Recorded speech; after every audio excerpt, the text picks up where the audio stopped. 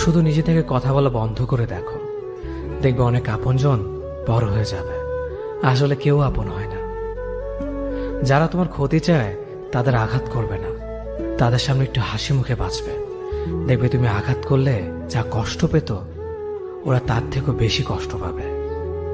যত মিশবে ততই মানুষ চিনবে, অভিনয় যে কত প্রকার হয় তা বুঝতে পারবে।